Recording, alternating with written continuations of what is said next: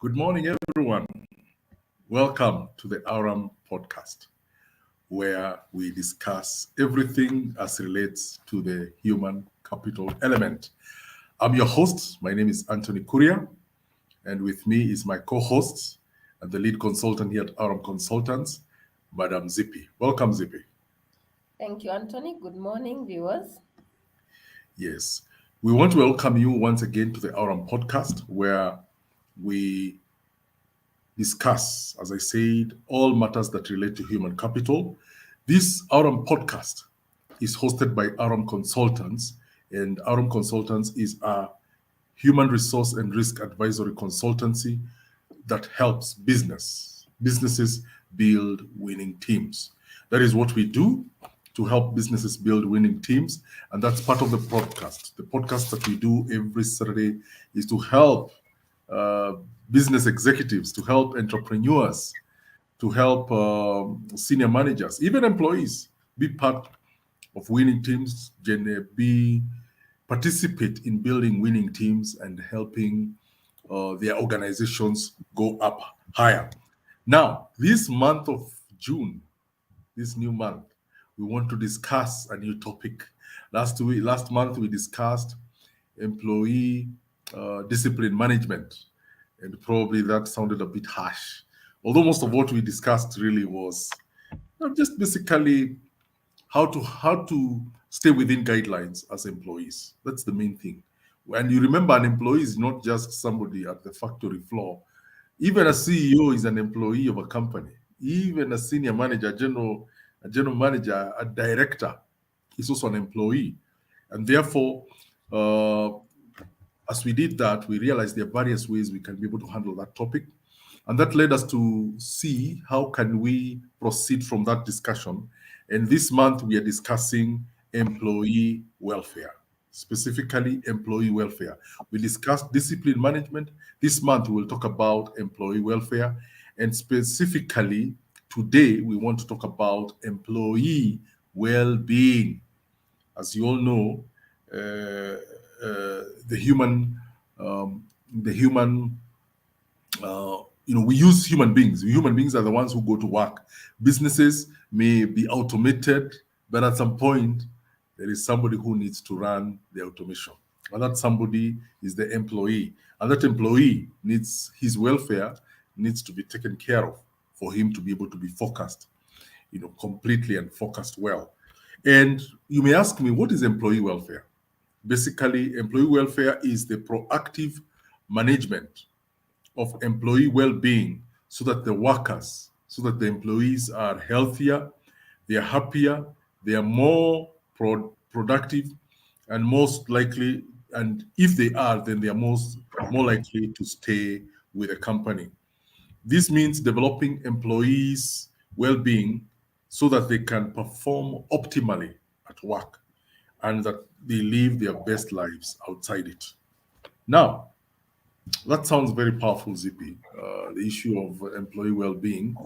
About and by the way, before I continue, I would like to tell we put a flyer out there saying we'll have our usual HR consultant, Madam Martha Thuku. Unfortunately, she could not be able to come in today. Uh, she had an emergency that she has to take care of. So today it's Zippy and I, but I'm sure we'll have a wonderful time together. So, Zippy, if I may start thinking, somebody may say, okay, you ulichapa watu viboko last month in the disciplinary management. Now you unajaribu to placate, as it were, discussing about employee well-being. Now, to the employer and employee listening to this, what is the importance of employee welfare? Thank you, Anthony. When I think about this particular subject, it reminds me that as employees, we spend a lot of time at the workplace. We spend most of our active time at the workplace. And our welfare, our well being is so critical for the workplace and even for our lives in general. We've seen Yes. people getting so stressed and doing things that are a little bit, not very good for their own well-being and for their families, just because of stress in life. Now, Mm. when we are talking about employee welfare, we are looking at the total person. And as an Yes. employer, I should be concerned about how my employees are doing. Mm. What is affecting their life? How can I make their work environment better so that they're able to deliver their responsibilities without too much pressure? A lot of Yes. times we come to the workplace carrying a lot of burdens and a lot of baggage from home. There's a lot Yes. of responsibilities on our shoulders. There's a lot of pressure as it is from life in general. Then we come with that Mm. pressure to the workplace. And someone should take, note that it's important to consider and to think about how am I doing as a person, how is it Mm. affecting my deliverables every day. And I think when we start looking about it from that perspective, then we realize we are working with people, like you said. We are not dealing with robots. We are dealing with Mm. human beings who have feelings, who have needs, who have challenges, and outside the work environment they still have to do life. So when it comes to the work environment, then the question is, how do we take care of their welfare within the workplace that will support them in totality as human beings? Because like I've mentioned, we spend a lot of our active time at the workplace, especially if you have a 8 to 5 o'clock job. I mean, most of the Yes. time you're active during the day, so your inactive hours, you're spending away from the work, but you're not active doing other things. So I think it's important to start looking at it from that perspective, and to talk about the importance of employee welfare. Number one, I think when an employee feels my issues are taken care of, Yes. the things that worry me most, are being taken care of. Number one, they'll be happier, they'll be more motivated, they will be more connected to what you're doing every day. Because sometimes you will get people and there's a serious disconnect and they're there to simply make the money. So how do we make Yes. sure that connection is coming in? Is when we take the initiative to care more for them beyond what they're just doing every day. I think it also enables them to concentrate. Um, Mm. Imagine I know, I have challenges out there that, my employers knows about and they're able to support me with the same. Then it will help me concentrate on the tasks I'm supposed to be doing. So I will not be Mm. here working, but at the same time, I'm trying to figure out at the end of the day, there are so many things waiting for me to go and sort out there. So I think there's a Yes. lot of importance in just caring about people. Sometimes it's simple things like, just wanting to know how is your family doing, how Mm. are your children doing, getting to know, me a little bit more, know about my children, and that I think motivates a lot, employees a lot. When I'm able to call my staff and I'm able to ask them, how is your son doing? And I know their son by their name. I think there's something it does to that employee knowing someone has taken keen interest about me and they care more to ask. So I think there's a lot of importance in looking at this subject at the workplace. Okay. You've brought some issues regarding, care and protection. The other day, we were with you when we went to see one of our clients' business premises. As I've told our listeners here, we also do risk advisory. So you remember we were doing a bit of a risk advisory, risk assessment concerning their premises. And I remember, we were with somebody who is an expert, one of our experts that we work with in issues regarding workplace safety. And now as we talk about employee welfare, I remember the things that he was talking about. From lighting to water to the floors, talking about all those kind of things, and it helped led me to realize that Mm, employee welfare has both a statutory and a voluntary aspect to it. There mm, is what the government has put as statutory, as in if you are going to engage somebody to mm, work for you, then you as an employer has to have to meet minimum statutory requirements to for that place that you work with to be that place where you're working from to be considered like a workplace. Now, Mm. if I may, bring a sub branch to the issue of importance of employee welfare, let's just discuss a bit about.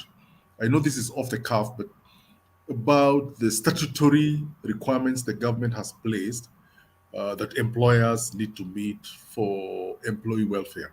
We could probably broach a bit on this. What's your take on the same? Thank you, Anthony, for that. And yeah, that's a very important aspect actually of employee welfare. Yes. And I would want to say this even before I respond to you. We need to start looking at employee welfare as in an investment we do Mm, towards our employees rather than a cost we incur.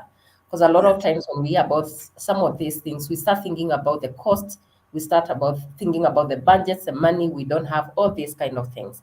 But Mm, perhaps we need to shift our mindset and start thinking about it as an investment that we are making towards the people we interact every day, the people mm, we entrust to serve our customers. Because remember, people will always give what they have. If you have an employee who is very unhappy and you expect that employee to produce a product that is going to go out to the customer, chances are that product might end up having a lot of flaws, might end up having quality issues. If you have a yes. customer, if you have an employee who is unhappy and they are, having to deal with a lot of other issues and they don't feel taken care of, they are the ones dealing with your customer directly. Because as an entrepreneur, I can only do so much alone. So I need to Mm, work with people. So if these people I'm working with are not happy, then they will give their unhappiness to the customer. mm, I've had experiences where I have walked into an organization and people are looking at you and wondering what do you want, and no one is coming to help you. In fact, it's mhm, funny because I had this experience yesterday. I walked into a furniture shop and the supervisor, I think, has stepped out, and people are just looking at me like, I've just landed and no one is talking to you, and you're also confused because you don't know where to start. So imagine, at some point I almost walked out. And a lot of times we lose businesses because of small things like that. Helping our employees understand, how do you deal with a customer? Because that's part of it. How do you talk to people? How do you create their own confidence that they're able to face customers? Now, to come back to what you've just asked about the statutory aspect of employee welfare, it's true. And mm, that's why you find the Employment Act stipulates what should be, for instance, in the contract. It stipulates what the employer should do. If you go to the OSH Act, again, you mm, find it stipulates what is expected of the employer when it comes to the workplace. And some of these things we're talking about are simple things like, for instance, working hours. And I know right now the work environment is changing for some industries where you find this a lot of flexibility. Employees are able to work flexi hours, they're able to work probably from home. But of course, there are also other organizations where probably this is not what would work. They have to work yes. definitely defined hours from 8 to 5. So Yes. again, just looking at that and making sure you're working within, what the law has prescribed, and making Yes. sure employees are not getting abused. There are situations where you'll find employees will work very long hours again, and it's not part of the agreement. They're not compensated for it, and of course that demotivates those employees. So it's important as Yes. a employer to look at that working hours, the health and safety, like you've mentioned, simple Yes. things like ergonomics. I have Yes. the workplace. Am I provided with a proper chair to sit?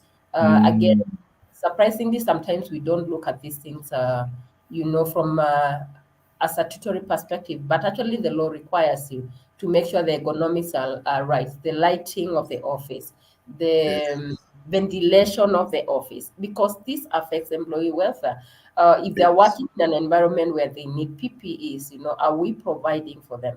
Are Yes. we educating them about the hazards that will cause them harm as employees? How are we managing all this? Because it touches on their well-being. How do we make sure employees don't get accidents at the workplace? Yes. Yes. When I talk about ergonomics like chairs, some of us, because our work will require us to sit long hours, we end up having back problems because probably of our sitting posture, but not so much about the sitting posture, but again the furniture we are using. So it's important Yes. for us to think about all these things and how they contribute to the well-being of the employee. Something else I will talk about is simple things like drinking water. The law Mm, requires us to give, what do you call it? clean drinking water for the Yes. employees? Are we providing for that? Things like facilities, amenities, where you find maybe you have a workshop or you have a production area. The Yes. employees need to have lockers, they need to have wash areas, they need to have Mm, places where they can be able to go and change properly. The toilets, are we making sure, they have provision for the same? Are they clean and all that? And I remember in that instance when we were doing the risk audit, the expert asking, about toilets, and there was no signage. And they asked, how do you know which one is gents and female? And it's uh, a, it's a small thing, but it's important because you can imagine a male employee, going to the ladies' toilet accidentally, it yes. infringes on someone's right, and it still touches on the employee welfare and how they view the workplace. Something else Yes. like kids, how do we manage the different leaves that we need to give our employees? What does the law require us to do when it Mm, comes to annual leave, when it comes to maternity leave, paternity leave, all these kind of things? And these are actually statutory areas. But on the other side, there's also voluntary yes. measures we can take to make Mm, sure the employee welfare is taken care of. mm, For instance, recreational facilities, mm, and I've seen organization, either pay subscriptions for the employees to either go to the gym, or maybe they have created a room within the organization when the employees can go, yes. jump. I've seen situation where, there are signages even like outside the lift. Maybe you are on 10th floor, and you are Yes. encouraging these employees, take a walk downstairs, take a walk upstairs. Don't always use the lift. Simple things, Yes. what we have. Something like looking at the benefits you would give them. Um, Benefits like NHIF, which is a statutory requirement. But on the other hand, you can give voluntary benefits like an insurance, medical cover, pension.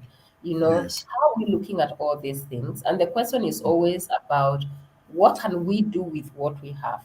I would Mm, always encourage employers and entrepreneurs, let's not be stuck with I don't have the budget, I don't have the money to do this.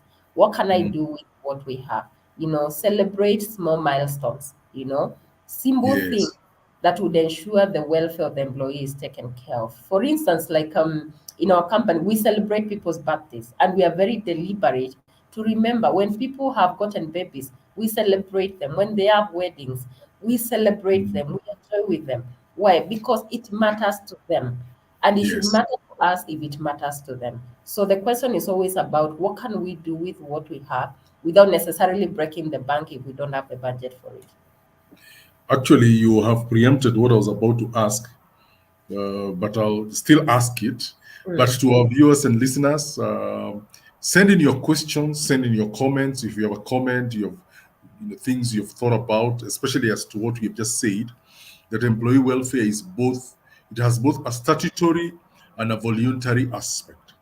The statutory is what the government has put in place with laws through the Employment Act and others. OSH, and OSH meaning occupational safety and health, and other statutory requirements, uh, which target employee welfare. And then there is what is voluntary, what is brought in by the employer to make the welfare of the employee much more comfortable. So send in your questions, send in your comments. Would love to sample them even as we continue discussing this.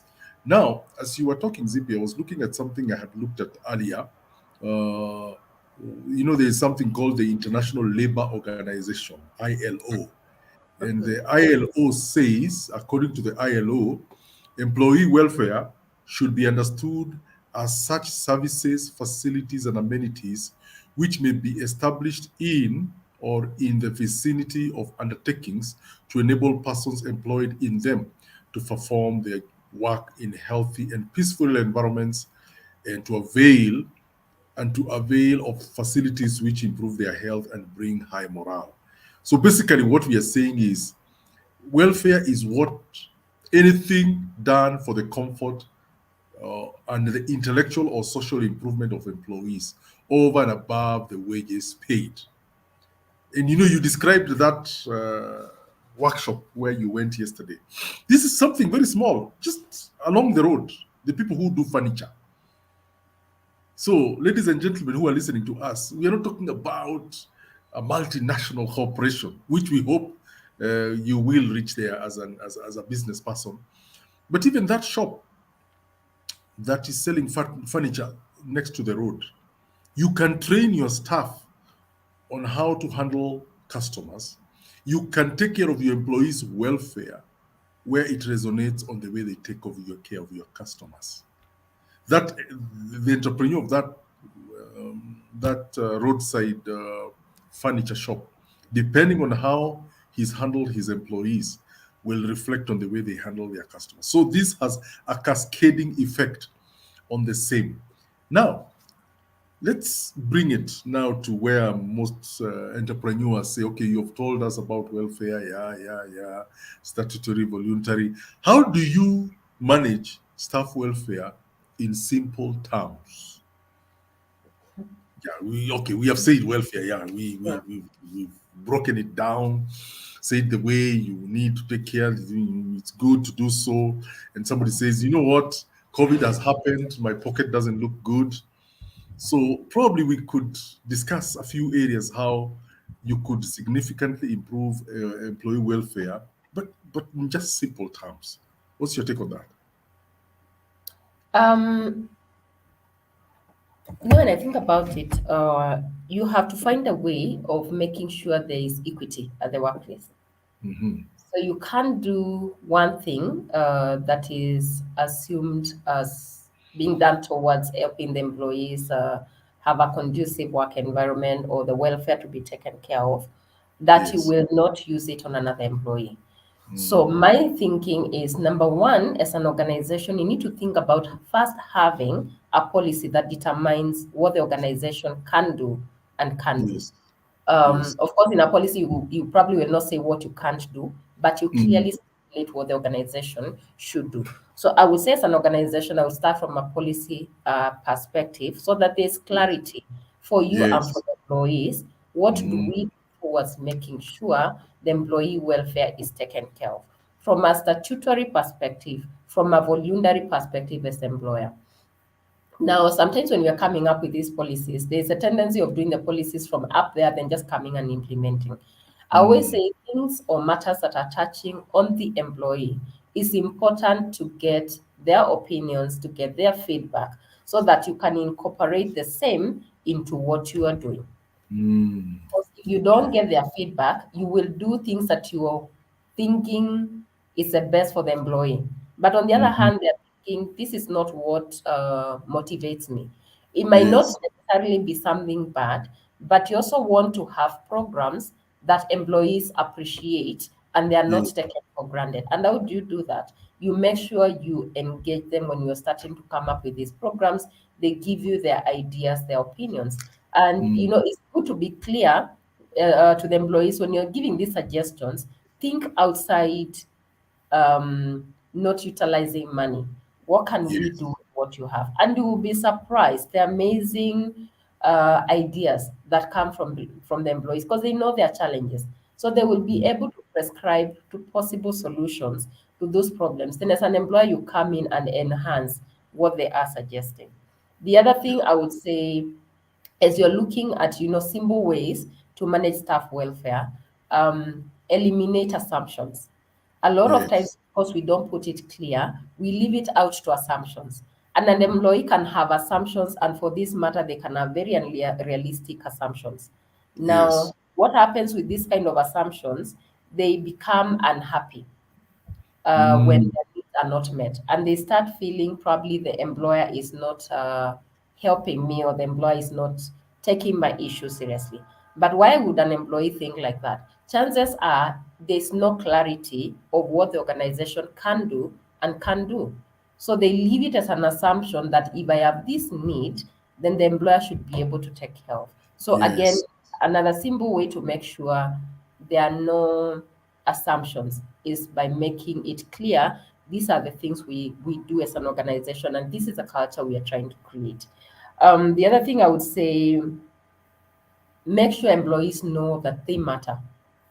Yes. um, don't make assumptions because you're giving all the benefits, you're giving all these things, the employee would know our employer cares. Sometimes, like I've said, as the top executive, take the initiative to go down. A lot of times we don't get the opportunity to interact with the person who is doing the cleaning, with the driver, with the person who is doing production. We always get to interact with the middle level management team. So Mm, take the initiative to go down there, on the ground. Like we say, sometimes we took a ground is different. Sometimes when you mm, go to the ground, you are able to actually pick vibes that would help you understand, are we taking care of our people? Because sometimes we can be caught in a limbo. We can be caught in a situation where uh, we are only getting what our managers are telling us. And yet, yes. what is probably going underneath is probably not what is being projected. So I would say, as business owners, let's take the initiative, let's take the responsibility to also interact with the junior of the junior people. Because the moment you do that, and it's like politics. Politicians, and I think they've probably learned, they never come to the people in the middle or top there. They always go to the person on the ground, because that's the Mm, person who matters. That's the person who actually does the actual work. That's a person yes. who, knows, if I touch this machine this way, these things will go wrong. So it's Mm, important for us to look at it from a policy perspective, from a place of clarifying issues, from a place of making it clear this is what we do as an organization. But beyond that, let's also implement the policies we come up with. Let's not leave it to gather dust in the shelves. Then the employees will start feeling, oh, we are not being supported, or we gave suggestions and nothing is happening, or nothing happens in this organization. Let's also take the step and do the implementation. And that is where I think the rubber meets the road when it comes to implementation. Because sometimes we come up with very good programs, but when it comes to implementation, then we get stuck. Let's get unstuck and implement what we bring into the fold. okay. Wow, I like that when you talked about the simple ways that you can manage staff welfare. You spoke about talking to employees, basically hearing what it's what they now call in Kenya public participation, where you have public participation before you enact laws and regulations. But yes, simple ways, as you've said. Actually, a lot of the requirements that come in, as you're saying, as you're talking that, I was thinking about the statutory requirements by the government for employee welfare. Most of them are basically common sense stuff. You're saying you have a source of water for people to drink. Do you have a place if they're working long hours while standing? You have a place where they can sit and recuperate. Toilets, are they there? Are they available? Are they are there clear signages? Are they clean and all those kind of things? If it is issues regarding where they work, is it safe? Because before you even think about other issues of employee welfare, just the simple things: is the floor are the floors clean? Are they slippery? You discussed about chairs and desks. Do they have the ability? Because once you have the basics in place, and you're able to communicate to your staff that, look, I've asked you to do a job, say like say a HR officer, like where we are at Aurum Consultants, and they're able to see I have a workstation, I have a seat where I work from. If I need water, I can go and take some water. If I need to take a cup of tea, there's something available. Those are the basics, baby steps that you can say they're simple ways that are looking at these things that that meet the minimum requirements of Nini. And you've said issues regarding how do you relate with them. Have you you said about policies. Have you put a policy as a company before you start thinking, okay, employee welfare, we need water, we need power to be there? Do you have a policy where your employees have participated, you have heard their views, and then now you've prepared something? You've said right now, what we can only give you guys is just water. We might not be able to afford that coffee, that thing where you put money and coffee comes out. What do you call that coffee machine? We might not be a place where we have coffee machine, um, but we do have something, a policy that sees us where we want to go, a policy that prepares us to where we want to go, that we can be amending as we go with this particular, with what we are intending to do, but we have a place where we begin. And this topic of employee welfare, you know, the companies that get it right, especially now, have been, I'm sure you will agree with me. Those who have been looking during this COVID season, companies that have enabled their staff to work from home, to to have connections and all, to enable them have flexi hours. You know, some of the companies that have really been at the cutting edge are the ones that, the way you say it, you're giving people birthdays, you're remembering when kids are born and all those kind of things, but also wanting to find out, okay, I know some of you are workaholics, but don't go beyond 12 hours in a day in your work, even when you're working from home. As you are aware, most of us, when we were working from home, would sit behind our computers at, say, 8:30, and at 6, 7, we are not realizing it's dark. We're still working at it, you know. So it's in I believe it's in those simple ways that when management shows that it cares, that it has a family atmosphere within the company, then staff welfare starts being felt as something that our employer cares. I'm sure you'll agree with me. There are people who have all the best facilities, but workers feel it's cold. Feel like, okay, yeah, we have a gym. You can go and, staff gym. You can go and do your thing. There's a well stocked kitchen.